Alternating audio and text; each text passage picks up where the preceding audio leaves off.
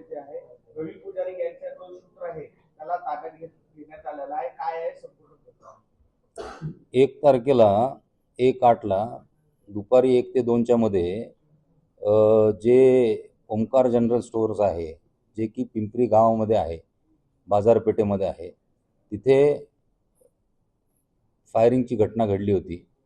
तर त्याच्यामध्ये जो आरोपी होता त्यांनी चेन ओढायचा प्रयत्न केला होता त्या व्यापाऱ्याचा, आणि त्याच्यामध्ये त्या व्यापाऱ्याने जेव्हा त्याला प्रतिकार केला त्याच्यानंतर या इस्माने त्याच्यावर फायरिंग केलं होतं. आणि त्यांनी जवळपास हेल्मेट घातलेलं होतं, काळं जॅकेट घातलेलं होतं आणि मोटरसायकलवर होता तो. आणि त्यांनी आधी येऊन दुकानात फ्रुटी आहे का असं विचारलं. दुकानदार फ्रुटी देत असताना ह्यांनी मग बंदुकीचा धाक दाखवून त्याची चेन घ्यायचा प्रयत्न केला, पण दुकानदाराने बऱ्यापैकी प्रतिकार केला. त्याच्यानंतर मग हा पळून गेला. तर ह्याचा शोध आमचे जे PI ढमाळ आणि त्यांची टीम आहे त्यांनी CCTV फुटेजच्या आधारे त्याचा शोध घेतला.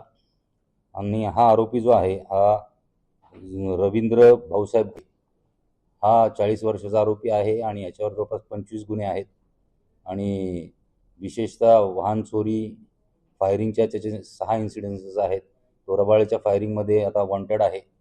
आणि त्याच्याकडून सोन्याची चेन पण हस्तगत करण्यात आलेली आहे, 2 मोटरसायकल हस्तगत करण्यात आलेले आहे, 1 गावठी पिस्तूल हस्तगत करण्यात आलेलं आहे आणि 11 जिवंत काडतुस हस्तगत करण्यात आलेले.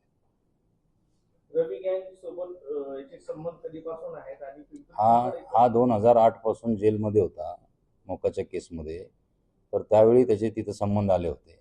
आणि त्यांचे जे काही कनेक्टेड लोक आहेत सुरेश पुजारीचे, त्यांच्याकडून ह्यांचे संबंध असल्यामुळं त्यांच्याकडून ह्याला वेपन मिळालं होतं.